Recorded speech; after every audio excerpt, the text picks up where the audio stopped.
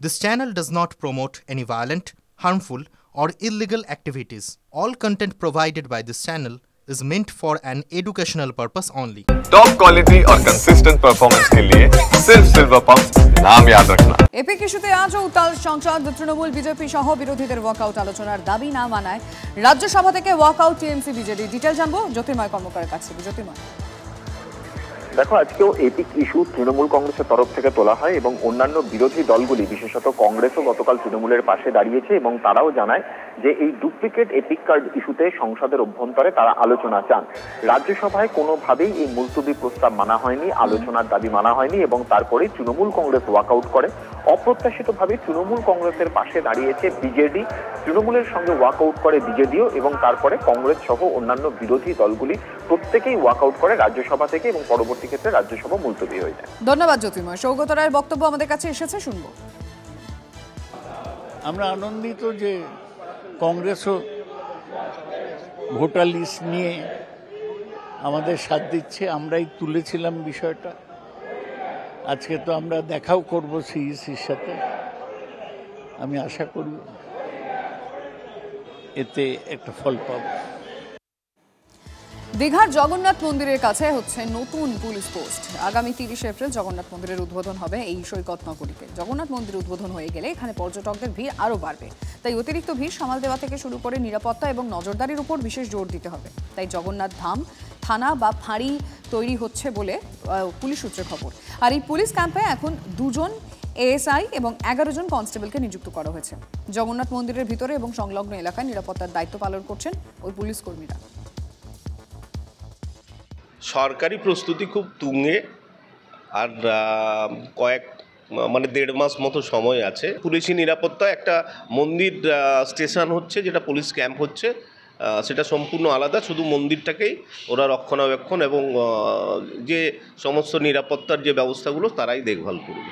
জগন্নাথ মন্দিরের পাশে আমাদের অলরেডি পুলিশ পিকেটিং হয়ে গেছে, যারা আজকে মন্দিরকে দেখভাল করবেন, মন্দিরে গার্ড দেবেন। তার জন্য আমাদের পূর্ব মেদিনীপুর জেলা পরিষদ যে বিল্ডিংটা ছিল সেখানে পুলিশ প্রোটেকশন, ফায়ার ব্রিগেড, তৎস আমাদের স্বাস্থ্যকেন্দ্র সেখানে হবে। এখন পুলিশ অলরেডি সেখানে মোতায়েন হয়ে গেছে। দলীয় কার্যালয় ভাঙার অভিযোগ তৃণমূলের অঞ্চল সভাপতির বিরুদ্ধে। পূর্ব বর্ধমানের মানকরে তৃণমূলের গোষ্ঠীদ্বন্দ্ব। রাতের বেলায় নিজে দাঁড়িয়ে থেকে পার্টি অফিস ভাঙলেন পঞ্চায়েত উপপ্রধান। তার বিরুদ্ধে অভিযোগের দায়ের খোদ দলেরই মহিলা পঞ্চায়েত সদস্যর। পাল্টা তৃণমূল নেতার সাফাই, দলের অনুমতি না নিয়েই রাতারাতি পার্টি অফিস বানানো হয়েছিল। আবাস যোজনার বাড়ি পাইয়ে দেওয়ার নাম করে ধর্ষণের চেষ্টা। মাধ্যমিক পরীক্ষার্থীকে ধর্ষণের চেষ্টার অভিযোগ তৃণমূল কর্মীর বিরুদ্ধে। অভিযুক্ত তৃণমূল কর্মীর মা তৃণমূলের পঞ্চায়েত সমিতির সদস্য, বাবা তৃণমূল নেতা। মালদার ইংরেজ বাজারে চাঞ্চল্য। বিষয়টি ধামাচাপা দেওয়ার চেষ্টার অভিযোগ তৃণমূল প্রধানের বিরুদ্ধে। ফোনে যোগাযোগের চেষ্টা করলেও প্রতিক্রিয়া দিতে চাননি পঞ্চায়েত প্রধান। আইসিডিএস কেন্দ্রে নিম্নমানের খাবার দেওয়ার অভিযোগে বিক্ষোভ অভিভাবকদের। সকালে আইসিডিএস কেন্দ্র খুলতেই বিক্ষোভ, শোরগোল ভগবানগোলা 2 নম্বর ব্লকের সরলপুর আইসিডিএস কেন্দ্রে। বারবার জানিয়েও সুরাহা হয়নি। অভিযোগ স্থানীয়দের। বিষয়টি খতিয়ে দেখার আশ্বাস দিয়েছে ব্লক আধিকারিক। জঙ্গলের রাস্তায় দাপিয়ে বেড়াচ্ছে 3টি দাঁতাল। আতঙ্ক বাঁকুড়ার গঙ্গাজল ঘাটিতে। হাতির তাণ্ডবে 7 নম্বর জাতীয় সড়ক থেকে বাগদা যাওয়ার রাস্তা কার্যত বন্ধ হয়ে যায়। পরে হাতিগুলি নিজে থেকেই জঙ্গলে ঢুকে পড়লে রাস্তা দিয়ে শুরু হয় যাতায়াত। হাতির আতঙ্ক নিয়ে পথ চলা বাসিন্দাদের। একজন দক্ষ ট্রাক চালক কেবল লজিস্টিক শিল্পের জন্যই উপকারী নয়, বরং সড়ক নিরাপত্তার দৃষ্টিকোণ থেকেও গুরুত্বপূর্ণ। দক্ষতা এবং প্রযুক্তি কিভাবে নিরাপদ ভ্রমণের স্বপ্নকে বাস্তব রূপ দিচ্ছে তা জানতে এই প্রতিবেদনটি দেখুন।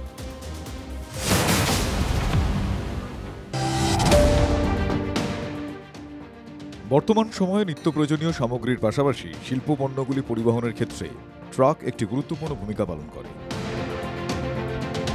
নীতি আয়োগের একটি প্রতিবেদনে বলা হয়েছে, পণ্য পরিবহনে ট্রাকের অংশীদারিত্ব প্রায় 70% হ্রাস পেয়েছে। কিন্তু দক্ষ ট্রাক চালকের অভাব এখনও দেশের সমস্যা। ভারতের জন্য একটা বড় চ্যালেঞ্জ হয়ে দাঁড়িয়েছে।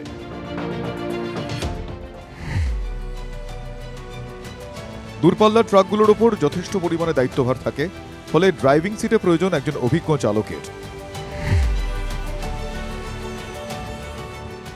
এই পরিবর্তনশীল যুগে, যেখানে নিয়মকানুন থেকে শুরু করে টেকনোলজি প্রতিটি ক্ষেত্রেই বদল ঘটছে, সেখানে ট্রাক চালকদের দক্ষতায় উন্নয়নমূলক কোনো পরিবর্তনই ঘটেনি। তাই আজকের দিনে ট্রাক চালকদের দক্ষতায় উন্নয়ন তথা আধুনিকতা শুধু যে দেশের পরিবহন বিভাগের জন্য আশীর্বাদ তা নয়, বরং এটি পথ দুর্ঘটনা এড়ানোর ক্ষেত্রেও লাভজনক। আজকের দিনে ট্রাক চালকদের জন্য আধুনিক কৌশলগত প্রশিক্ষণ যথেষ্টই প্রয়োজন।